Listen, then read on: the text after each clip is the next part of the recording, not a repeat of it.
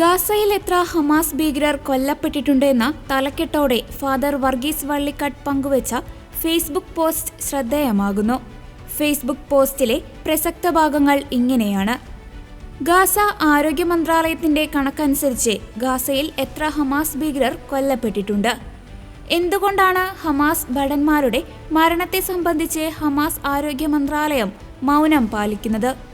ഇസ്രായേലിന്റെ ഓരോ ആക്രമണത്തിലും എത്ര സിവിലിയന്മാരും സ്ത്രീകളും കുട്ടികളും മരിച്ചു എന്ന് കൃത്യമായി പ്രസ്താവന ഇറക്കുന്ന ഹമാസ് ആരോഗ്യ മന്ത്രാലയം എന്തുകൊണ്ടാണ് എത്ര ഹമാസ് പോരാളികൾ മരിച്ചു എന്ന് പറയാത്തത്? ഇതാണ് കാരണം. ഹമാസിന്റെ നേതൃത്വത്തിലുള്ള ഗാസ ആരോഗ്യ മന്ത്രാലയം സാധാരണക്കാരെയും തീവ്രവാദികളെയും തമ്മിൽ വേർതിരിക്കാറില്ല. കേൾക്കുമ്പോൾ ഇതിൽ പ്രത്യേകമായി ഒന്നും തോന്നുകയില്ലെങ്കിലും ഇതൊരു നിസ്സാര പ്രശ്നമല്ല. ലോകമെങ്ങുമുള്ള ഇസ്ലാമിസ്റ്റ് ഭീകരർ അന്താരാഷ്ട്ര സമൂഹത്തെയും നീതിന്യായ വ്യവസ്ഥയെയും തലതിരിച്ചു നിർത്തുന്ന മാജിക്കാണിത്. എവിടെയും വയലൻസ് കൊണ്ട് ഭീകരത സൃഷ്ടിക്കാനും സമൂഹങ്ങളെയും ഭരണകൂടങ്ങളെയും ഭീതിയിലാഴ്ത്താനും ഭീഷണിയിലൂടെ ഏതു സമൂഹത്തെയും തങ്ങൾ ഉദ്ദേശിക്കുന്ന രീതിയിൽ അടിയറവ് പറയിക്കാനും ഇസ്ലാമിസ്റ്റ് ഭീകരർ ഉപയോഗിച്ചുകൊണ്ടിരിക്കുന്ന തന്ത്രമാണിത്. സിവിലിയൻ ലീഗിൽ ഐഡന്റിറ്റിയും അവകാശങ്ങളും ഭീകരർ സ്വയം എടുത്തണിയുകയും പൗരാവകാശങ്ങളിലും മനുഷ്യാവകാശങ്ങളിലും തങ്ങൾ ഇന്നസെന്റ് സിവിലിയൻസിന് തുല്യമാണ് എന്നവകാശപ്പെടുകയും ചെയ്തുകൊണ്ട് നിലവിലുള്ള സർവ്വ മനുഷ്യാവകാശങ്ങളും നിയമവ്യവസ്ഥയും അവർ തകിടം മറിക്കുന്നു. അങ്ങനെ ഭീകരതയാണ് ശരിയെന്ന് ലോകത്തെ കൊണ്ട് അംഗീകരിപ്പിക്കാൻ ഭീകരരും അവരുടെ സ്പോൺസർമാരും ഉപയോഗിച്ചുകൊണ്ടിരിക്കുന്ന തന്ത്രം. നിലവിലുള്ള നിയമാധിഷ്ഠിത ലോകക്രമത്തെ തകിടം മറിക്കാൻ ഭീകരർക്ക് കഴിയുന്നത് സിവിലിയന്മാർ കുപ്പായത്തിനുള്ളിൽ ഭീകരതയെ മറച്ചു പിടിക്കുന്നതിൽ അവർ വിജയിച്ചു നിൽക്കുന്നതുകൊണ്ടാണ്.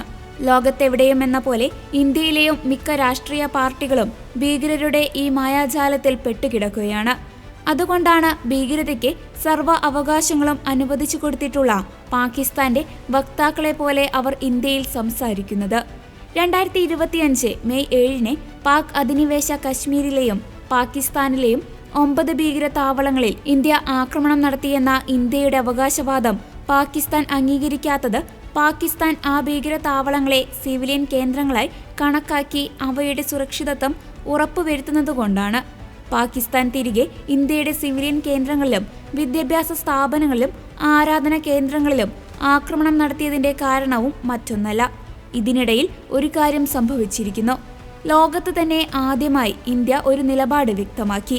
ഇന്ത്യക്ക് ഭീകരതയോട് സീറോ ടോളറൻസ് ആണ് ഉള്ളതെന്ന്. ഇതൊരു പാരഡൈം ഷിഫ്റ്റാണ്. സിവിലിയൻസിനുള്ള എല്ലാ അവകാശങ്ങളും ഭീകരർക്കുമുണ്ട് എന്ന ഇതുവരെ ലോകം പിന്തുടർന്നു വന്ന നിയമവ്യവസ്ഥയെ ഇന്ത്യ പൊളിച്ചെഴുതാൻ പോകുന്നുവെന്നാണ് അതിന്റെ അർത്ഥം.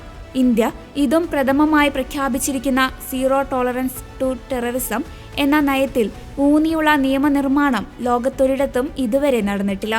എന്നാൽ അത് നടന്നേ മതിയാകൂ. അതിന്റെ ഉള്ളടക്കം ടെററിസം ഹാസ് നോ റൈറ്റ്സ് എന്നായിരിക്കുമെന്ന വാചകങ്ങളോടെയാണ് ഫാദർ വർഗീസ് വള്ളിക്കാട് തന്റെ പോസ്റ്റ് അവസാനിപ്പിക്കുന്നത്.